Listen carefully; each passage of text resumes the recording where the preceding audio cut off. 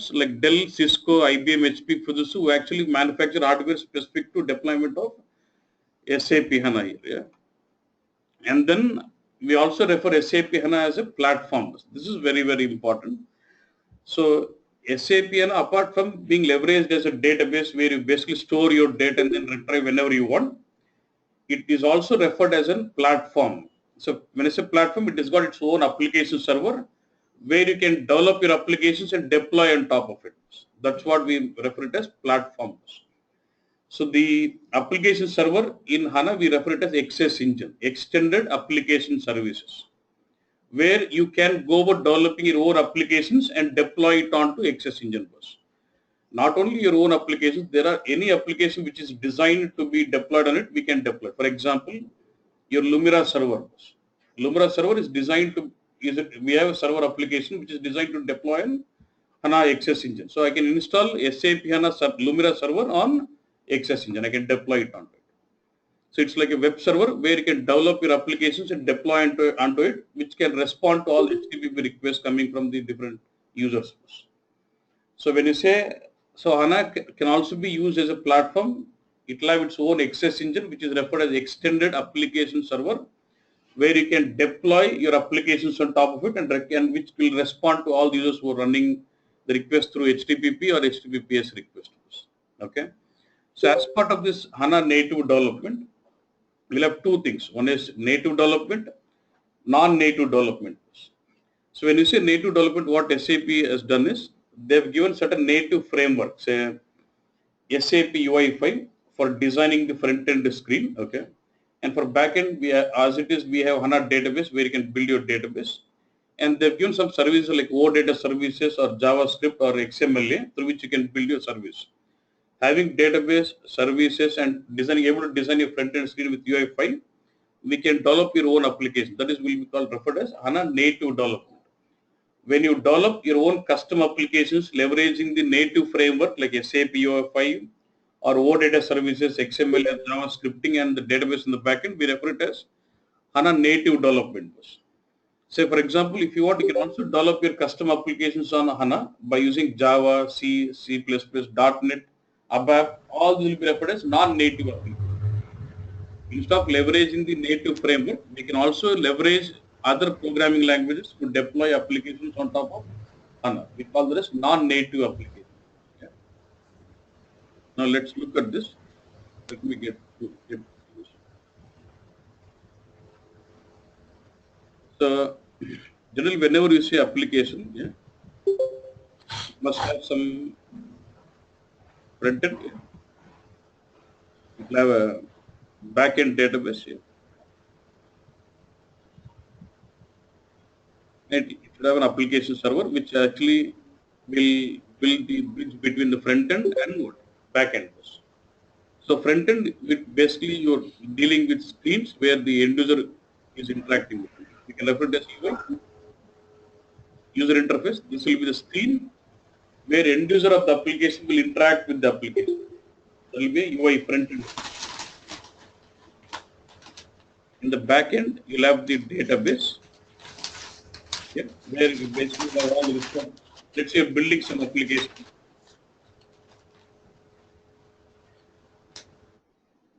Let's say building some application and your application needs to store some data that needs, let's say 20 or 25 tables, and you build all those tables into this backend database. Now let's say in the front end you've been given with some button, let's say save. When user clicks on, let's say he enters all the data and then he clicks on save, then data should go and sit into what? Into some table. And let's say he's got some button like say show. When he clicks on this button show, it has to read the data from the database and then show him onto the screen as a formatted report or in some grid or in some graphical element like chart or table or whatever it is. So to bridge between these two, we need to have an application server or we need to have some services. We need to have some services which can respond to this. Let's say I do some request. I click on a button show. There should be some service here which can understand that command and read the data from the database and get it back to the front end of us. Okay. So whenever you say application, you must need all these three here. Right? We need to have some programming language to design your front end and programming language to design your services and database to store your database. I'll come, a web service. Yeah. So what SAP has done is they've given something called SAP UI5 to design your front end screens. Now what is this SAP UI5? It's nothing but your normal HTML5 plus CSS, like cascading style, which all formatting, and then with JavaScripting and with some ready-made libraries. When I say ready-made library, SAP has built in a lot of ready-made code. Let's say you want to bring in some table, there's some ready-made library for it. It means ready-made code, you just have to call that library and then call the relevant function methods and then get that. So all this combination together, I would refer it as what? SAP UI5, which we'll use it to design your front-end screen. Yeah. And then in the backend, it's like HANA itself is a database, so we can build your all the database within the backend database of HANA. And then for services, we use OData is one, or we can use XMLA, or we can use JavaScript. We can use either of these services to respond to the request what is coming from the SAP UI5.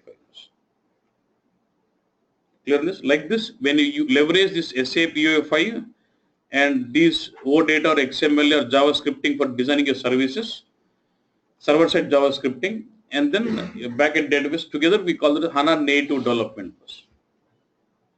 So this is like when you want, you'll be leveraging this when you want to develop your own custom application by using HANA native framework. We use this. Same way, here instead of using SAP UI5 all this, what I can do, if I use ABAP here, let's say, I can use ABAP as a front-end programming language, and the backend would be my database HANA bus. That is an application. But I would refer to that as non-native application. ABAP, when you build application with Java, .NET, ABAP, or some C, C++, all this on top of HANA, we refer it as non-native application.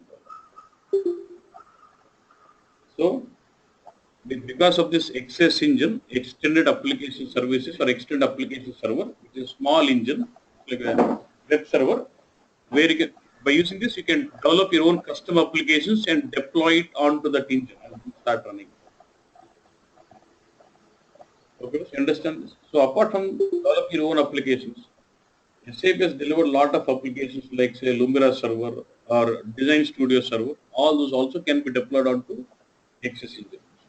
For looking at Lumira reports or Design Studio reports, I don't need View Enterprise. I don't need CMC. I don't need Launchpad.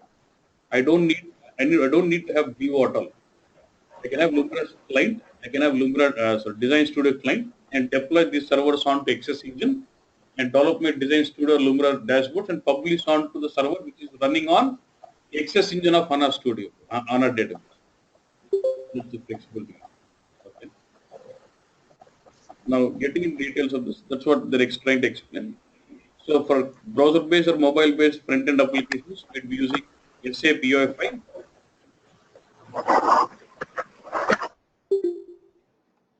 Okay, SAP UI5 for the front-end, and we can also use client-side JavaScript for all the validations. Let's say you have a text box, whether you don't want that to be blank. For all those validations, I can use JavaScript into this. I said HTML5, JavaScripting, CSS, and ready-made libraries. All together we refer it as SAP UI5. And we have got XS engine where you can run your service. That's a server where you can deploy your services on top of it. The service could be built on OData, server-side JavaScripting, or XML. Any of this can be leveraged to build your services. Till SP5, OData was only used to read. But now from SP9, OData can be used for reading as well as writing data back to the database also. Okay. And then for building the database, you can use SAP HANA to build your database. See, and then I need to have some logic. So I click some button. I just need to read data from database and then show it. Or if I just click save, the data should go get saved into my database. Or I need to do some logic. Okay. This is very differs now. Very, very important. This is a point. Okay. Now look at this. See, even before, let's say we have ABAP system and backend is some databases. Okay. Let's say I have SAP HANA. Okay. I take SAP HANA as my backend and I use ABAP as a front end and I design some applications. Okay. For us, HANA is fast because it does process data in main memory bus. Okay. So I give two cases. One is user executes some report. Okay. Your ABAP program goes to the database, reads all the data into the internal table, process it and sends it to the front end, design prints the output in the front end. That is one way of executing the application. Okay. Another way is, look at this. For all the processing of data, I'll implement some stored procedure here. I implement some stored procedure. So user clicks on execute button, your ABAP server receives a command and sends the command to HANA. HANA performs the entire logic and gives a result. Do you see a difference here? Previously, we were using database only to store data. All the processing of data was done at the application server level. But now if you see the second case, we are pushing down the application logic deep into HANA database. Because HANA is fast, it is a processing data in memory. I would like to reduce the time taken for movement of data from database to application server back. What SAP says is 60% of the application time is spent in reading data from database to application server and application server to database back. They want to eliminate that. So they want to push down the code to the database. So I get a request, your application server does nothing, just takes a command from the user and redirects that command to the database, and database will perform the activity for you and then gives a result for you. And all the processing is carried out in HANA here. So that's how the execution of applications is going to differ when you have HANA as a backend. Just having HANA as a backend will not improve your performance. We have to push down, we should pressurize it much. We should push down the logic deep into HANA database, then you won't have the performance. You getting what I'm saying? So now what they say is the functionality of the application server becomes very light. Okay, they're only for communicating from the front end to the back end. But actual logic will take place in the back end because it is more performance, it's giving you more performance. And they would like to eliminate the time taken to move the data from database to application server to database. That's again a logic. So that's what they're focusing on, developing applications where they try to push down the logic deep into HANA database. Even if you look at ABAP now, even if you look at ECC applications running on HANA or BW running on HANA, we'll have different way of writing programming now. It's not like we'll not write an ABAP program where we read into internal table. We'll not process it like that. We'll do something called ABAP managed database procedures, where you'll have a class, you'll have a method which will be declared as an HDB HANA database procedure. It will have scripting into it. We call that as HANA ABAP managed database procedure. So with this, we got program which is built with scripting in it. So when I execute this program, it actually executes the logic deep in HANA database, not in the application server. And I'm eliminating the time taken to move the data from database to application server, then process. I'm just pushing down the logic into database. So database is becoming strong with all the application server. That's the main motive. Yeah. Now here, look at this. So when you want to push down the logic into it's not, so database is not just going to store data. It is also supposed to process your data in the database also. So to make it more faster of processing, what they've done is they've given something called SQL scripting. Like in Oracle, you have PLSQL. Here you will have what? SQL script. So you've got data stored in your database. I would like to process that. I need to have some mechanism of doing it. So I can, if it is ABAP server, I'll write ABAP language. If I would like to push the logic deep into HANA database, I should write some language which my database understands it. So that will be SQL script. So you can start push down the logic deep into HANA database by implementing it with what? SQL scripting. Okay, that is one. And they also have given something called CE functions, calculation engine functions. Within HANA database, you'll have a strong engine called calculation engine, which can perform, it's got its own instantiation process, or it has got its own style of execution, which is very fast. So what SAP has done is, say, normally when you want to read data from a table, what do you do? Say select star from table or select some columns from table. Let's say you would like to do some where clause on a table. Say select star from this table where you have lots of select statements, right? What SAP has done is, for most frequently written logics for the selection, they've given some ready-made CE functions. So I want to read from a table. I don't have to go about writing say select star from the table. I can just say there's ready-made CE function delivered by SAP for this C underscore column underscore table. That is a function which is used to read from a table. So for most frequently performed operation, SAP has given something called CE functions, which gets executed on calculation engine, which is very fast. That's how it is. And one more thing is, we also have something called AFL, Application Function Library. When you say AFL, it will have two things mainly. One is business function library into it and predictive analytics library. When I say library, it's like ready-made functions which are implemented with C++ as a language. They already use C++ as a language. They've implemented ready-made functions. One is called application function library, which contains two things in it. One is business function library, ready-made functions relevant to business, and predictive analytics library. There are ready-made functions which are relevant more to predictive analytics also. So we can use, instead of rebuilding your logic, we can use these libraries for business functions or predictive analytics. We can use these calculation engine functions which are ready-madely given for frequently performed database operations. Or if not, you can also get with what? SQL scripting or SQL. And then with using this, we can implement the complex calculations pushed down deep into HANA database. That's the target. So when HANA comes into picture, you always want to develop an application where the majority of the processing of data is done at the database level. So if I need to push down the logic into database level, I need to implement the code in a programming which my database understands it. So it should be either SQL scripting or leveraging C functions or the ready-made library functions which are implemented C++ as a language. All this can be leveraged and we can push down the logic into HANA database. That's the target. Getting this? Yeah. And same way, if I use the front end, say on the front end, if I use ABAP instead of using JavaScripting or a UEFI, if I use ABAP or .NET or Java, what C, C++, then that becomes non-native application. So if you see ECC running on HANA, it is non-native. If you have BW running on HANA, it's a non-native application running on HANA database. Okay, but whether it is native or non-native, if you have an application running on HANA, your major point of focus would be about pushing down the logic deep into HANA database. Whether you're using ABAP or you're using .NET, whatever it is, we have to push down the logic deep into HANA database in the sense what? I need to implement entire logic in HANA database and I just have to use the application server just to call that whenever I want. In previous cases, we used to take the data from database to the application server, execute the logic and give it to front end or give it to the back end back. But now we'll go to implement the entire logic deep into HANA database using scripting or C functions or AFL functions. By using the front end application service, you will just trigger that code. That's it.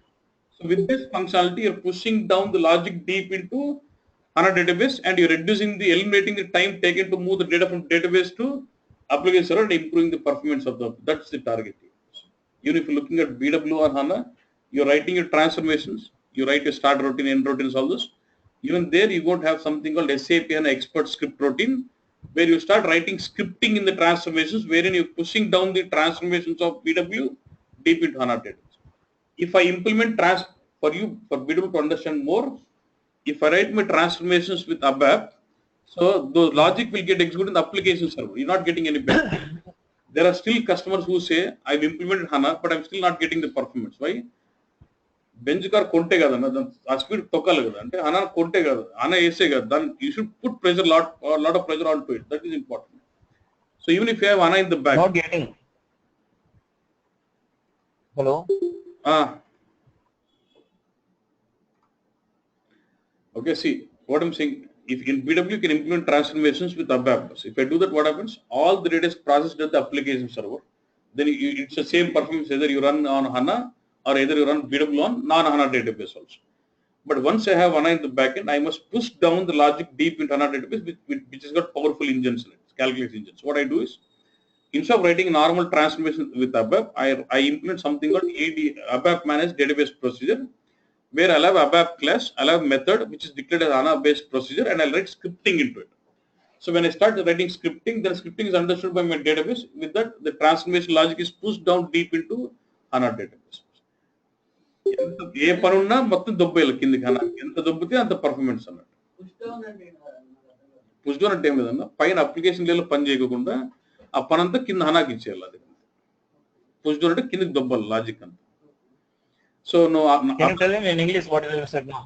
So he's asked me what is push down. I'm just explaining him. When I say push down, it's about pushing down the logic deep in HANA database. See, when I have ABAP server sitting on top of HANA, I have two options. I can either write my logic with ABAP or I can either write my logic with SQL script. Now, which is better one? That's the point. So if I'm writing with ABAP, I would have my ABAP programming which will read data from database into internal table, process it, and then give it back to the database. That is one case. Okay. Other cases, I'll have an ABAP program which will just instruct. I'll have a logic which is written as SQL script as a stored procedure. From the ABAP program, I'll just call that procedure. That is one way. If you look at the first case, I'm wasting a lot of time in moving data from database to application server and application server back to database. Okay, and if you look at second case, there's no movement of data from database out of database. That data is still sitting in database layer only, and the logic is implemented in the database. I just instruct the command to perform it. So data within the database is manipulated. So there's no movement of data out of database server. So that is improving your performance of application. You understand this? Sir, what is the role of control flow logic? That control flow logic is a services which tells, let's say, you in the interface, let's say there are 5 buttons which say show, save, cancel. When I click save, I'll have a lot of commands, okay, lot of instructions to be performed. Let's say I've got 5 stored procedures in the backend, and the front end I've got 5 buttons. On the click of a button 1, I need to execute procedure 1. On the click of a button 2, I need to execute procedure 2. On the click of a button 3, I need to execute procedure 2. Who understands it? So there should be some service here where I'll have control flow logic in it, which understands the command from the user, understands the logic, and redirects the database to execute particular stored procedure. That is what logic. Control flow logic is like just about writing if condition, very light logic. It does not do anything. Now the application server just bridges gap between the database and the front end. That does not take heavy load now. That's the point of focus. Okay, boss. Okay. I'll come to that. First, understand what do we have in HANA. Then let's discuss on how can I use this flexibility. So now we understand HANA is an in-memory database. It does store data in main memory, process it main memory, so you won't have high performance in it. And then we understood as an appliance, like it comes with certain hardware capabilities to be deployed. Then we understood it's a platform. There are, if I have some server which is already ready-made developed to deploy it on top of it, I can deploy it straight away. Or you can develop your own custom application with HANA native framework or non-HANA native framework. All this is possible with what? SAP HANA.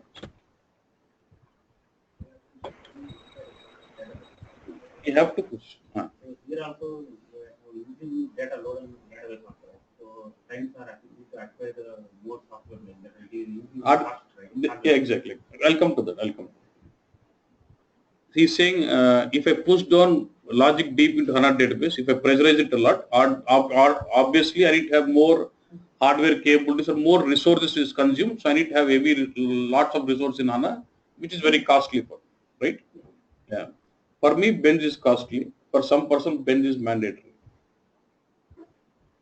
There's always, for me, bench may not be necessity. For some other person, it is necessity. I will come to that. We'll see this later, but now this is very, very important.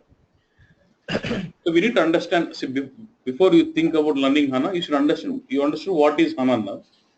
Now we're trying to understand how can I use it first. Knowing HANA, what kind of business requirements can be satisfied with SAP HANA? That is what we're trying to discuss.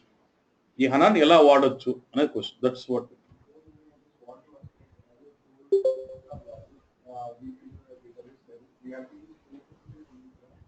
We can use functions, we can use stored procedure, we can use ready-made libraries, what has been given, like ready-made. When I say ready-made library, again it's ready-made function delivered.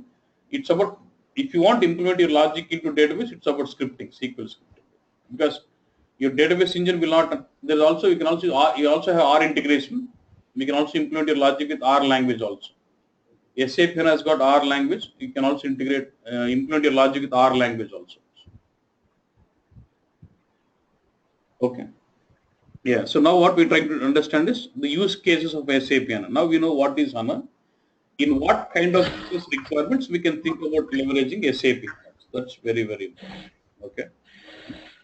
Sorry for disturbing. Can you repeat that? What is that language? R For radio. Yeah. Okay. R language is something which is more suitable for statistical processing. So HANA has got R integration where you can also implement your logic by using R language. You can use SQL scripting or you can also use R language also. Okay, okay. Hello. Yeah, yeah. Yeah. What is this Cloud HANA, sir? One second.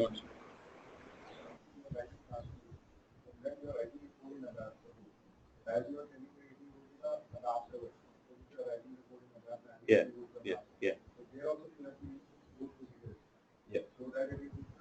See, stored procedure is like a function. You can either implement the complete code within your method or write it as separate procedure and call it. Either way, it's okay.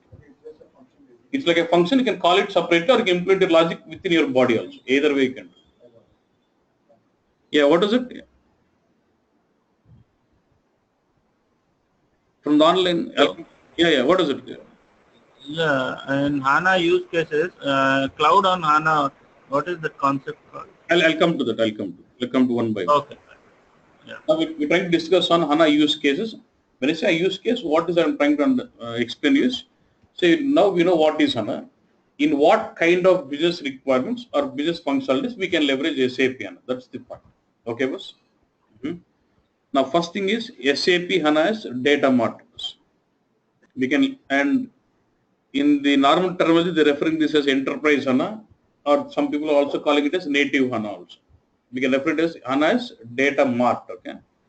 Now when I say data mart, this is how it looks like. Just like you're trying to build a warehouse. By using SAP HANA, you're just trying to build a warehouse. Now look at this. So you'll have SAP HANA leverage a centralized database for as your EDW, enterprise data warehouse, and you'll be extracting data from SAP or non-SAP, anything it is. Like when you say instead of extraction, we call it data provisioning. By using different data provisioning techniques like BODS or SLT or DXC or smart data access, there's some other function like smart data quality and integration. We can extract data from SAP or non-SAP data and bring the data into SAP HANA and store the data into HANA. And on top of it, you can, within HANA, you have modeling capabilities. You can build virtualization models on top of those tables and expose them for reporting. This will be leveraging HANA as data models. Are we implementing data warehousing here? Yes.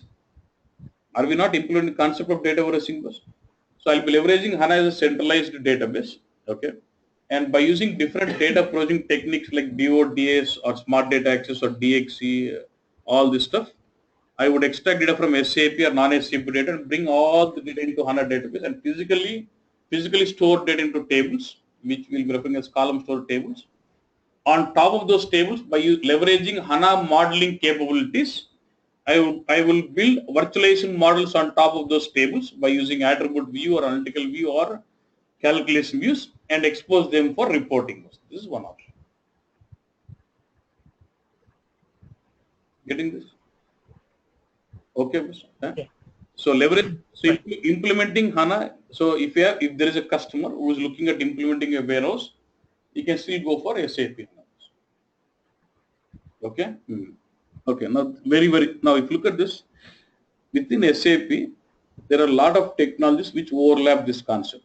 I can implement this data warehousing with BW. I can implement this data warehousing with different, like I can also use SAP IQ. You heard about Sybase. SAP has taken over Sybase, and most of the concepts come from Sybase into this. So there's also now for analytics purpose, SAP is also pushing towards something called SAP IQ, okay, which is a database from SAP, which is taken over from Sybase, or we can use HANA, or we can use BW. There are three multiple options. Yes or no? Once customer decides about going for SAP for implementing warehouse or data warehousing, it's got multiple options. I can go for BW, I can go for SAP HANA as a warehouse, or I can even go with SAP IQ because SAP IQ is also really fast. It's also columnar storage of database also. Okay. So recently we So which one will be better? Hello, yeah, what is it? Yeah, which one will be better then? I'm going to give you the justification. Yeah. Now recently we had a presentation provided to different customers. So what they were saying is we want to implement data warehousing. Now different companies have to go and present them the solution that they have to go with. They decided for SAP. Now we have to propose them the different solution, whether they have to go with HANA or they have to go with IQ. Any option you think of. Yeah. So what we said is, we said we will go with IQ. We said we'll use BODS and extract all the data into SAP IQ, and then we'll do reporting with business objects. That was our solution. Okay.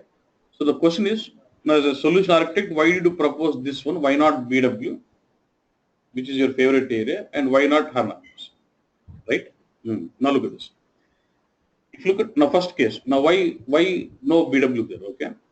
Actually, what happens is you know about business suite, right? ECC, CRM, AP, all this.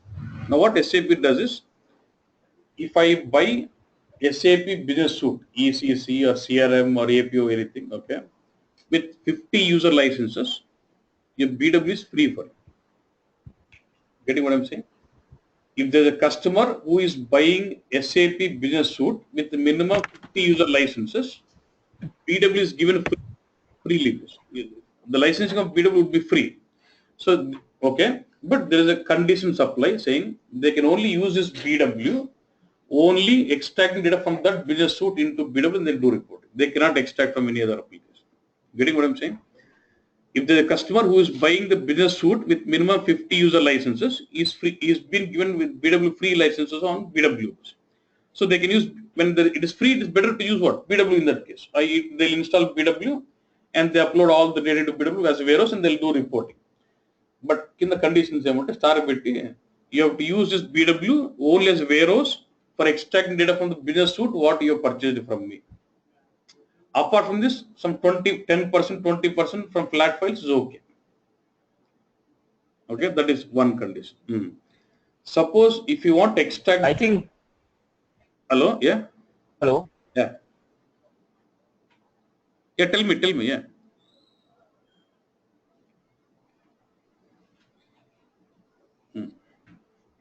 Okay, boss. That is one. Okay. So next case is, let's say now if the customer is want to extract it from non-SAP, he doesn't want to use that SAP. There's a lot of non-SAP data coming in. Then he cannot use that license. He cannot use that free license what has been given. But still he can buy new BW.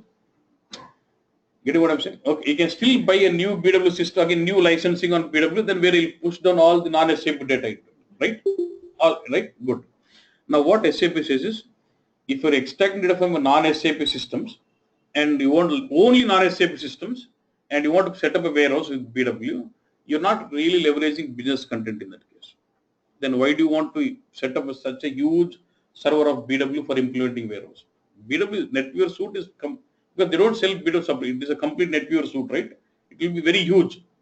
So when you're only extracting data from non-SAP systems where you're not leveraging business content, because BW is really strong in business content. When you're not leveraging the standard content what I've given, why do you want to go with BW then, which is huge server to set up? And moreover, licensing is more costlier when compared to others, when compared to IQ also.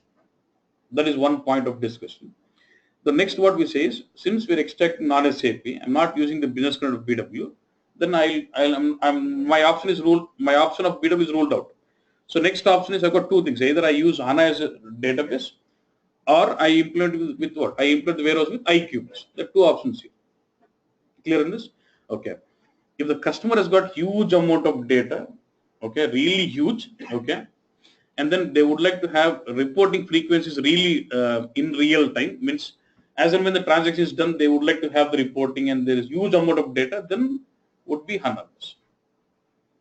And the data is not so huge, the number of transactions are not so huge, and the periodicity is really less, like some once in month or once in daily or like say hourly, they don't want any real time nothing, then I can go with what? IQ.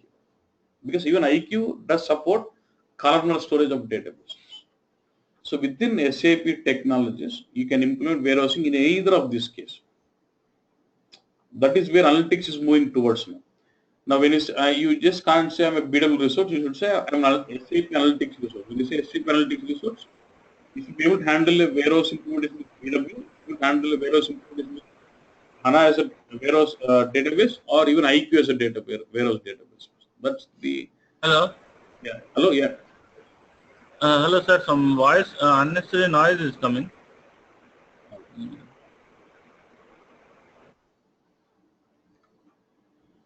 Okay.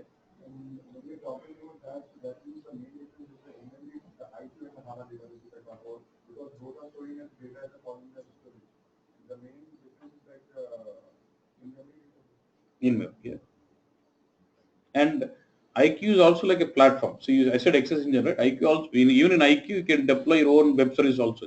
There is not flexibility. From SAP IQ, so they brought in all these concepts into HANA. Not exactly in memory. There is a concept called RLVN and the role level versioning and with that you can put some data into memory. It's not completely in memory. That's what I'm saying. If the customer requirement is that the data is not so huge and they're not expecting any real-time reporting, they're okay running report once in a while, IQ is fine. And it's cheaper. Okay. SAP what SAP is doing is they're not selling it as separate tools. Now they made that as grouping, analytics edition, edge series like that. So when you say analytics edition, you get IQ, SAP IQ for warehouse, and you get BODI, not even DS complete, not even data quality. You will get only data integrator, and you will get only SAP IQ as a warehouse and BO full suite. They refer that as analytics edition or platform edition or edge edition. They're selling the suite like that. And there might be a customer who's getting with HANA, that's a different HANA mechanism. Which technology they use before HANA and BW, right? Before these two were there, when you say data warehousing solution from SAP, it was only BW. Now with the involvement of IQ and HANA coming in and BODS as ETL tool coming in, within SAP there are a lot of tools with overlapping functionality. When I say ETL, I can use BW extraction mechanism, I can use BODS, I can use a mechanism of SLT.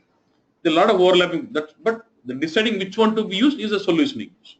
So when you go to the customer, you should be able to propose a solution. So that's what I'm saying. If you want to leverage more of a business content, then and more of complex planning applications with BPC or IP, then it would be BW for big major of the customers. But if you're implementing small warehousing where the data volume is really less and the reporting frequency is not real time, so okay, then it will be like cheaper way of implementing warehouse. It would be BODS with analytics addition with BODI or DS, SAP IQ for warehousing and BO for reporting. And if the customer is really huge and don't want to use any business content and the data is really huge and they want to have real-time reporting, then you can get into SAP. Now it becomes important for a customer who wants to have real-time reporting and has got huge amount of data, he is really facing a lot of problems with the performance. For him, that becomes important for him to go for HANA. HANA is costly, fine, but he is facing so many issues. He has already spent 100 crores, but is not able to leverage it. Then what? So that the 100 crores get the justification. Getting what I'm saying? That's how it is. Your problem is, yeah. So if client having SAP CRM, video, ECC, and also non-SAP systems, so they want to load the data to. Then they'll use BW. That's what I'm saying. If the source is with SAP and non-SAP, then my warehouse would be preferably BW. If my source is completely non-SAP, let's say I'm using some PDF files, some flat file or something, then it will I'll try to get into this mechanism. If I've got BW along with the business suite, that is free. My licensing is free, so I would leverage BW. And moreover, with the new versions of BW, they made a functionality that you don't need to create any infobase. I can straight away leverage the metadata of the fields of the source itself to build my providers. I don't even need to create infobase. BW is not a database, right? It's a database. BW is a data warehousing application. HANA is a database which can be used to implement data warehousing application. There is a difference. And we can also, if you want to have leverage BW along with high performance, I can also go with BW powered by HANA. I will leverage BW application because whenever you install BW, you have to install database first. You have to install OS, database, then kernel, then you will install ABAP stuff.